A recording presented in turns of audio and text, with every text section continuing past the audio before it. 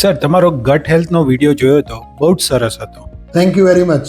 When the gut heals, better everyone feels. Sir, ખબર કેવી ના પડે કે મારું ગટ હીલ થઈ ગયું? Fantastic question. દરેક લોકોને એવું લાગે છે કે મારું વજન ઉતરે એટલે મારી gut health સુધરે છે. The answer is a big no. There are subtle signs that your gut gives જેનાથી ખબર પડે કે તમારી gut heal થઈ રહી છે. જ્યારે તમે સવારે ઉઠો અને you feel fresh, you are not groggy. Number 2, તમારા ક્રેવિંગ્સ ધીરે ધીરે આપમેળે ઓછા થવા માંડે without the will power game. Number 3, એબ્ડોમિન એરિયાની નજીક તમારી વિસરલ ફેટ ઓછી થવા માંડે અને તમારા કપડાં તમને પ્રોપર ફિટ થાય. અને નંબર 4, કશું પણ જમ્યા પછી કે ખાધા પછી તમને તરત એક નેપ લેવાની ઈચ્છા ના થાય. This is your good gut bacteria talking.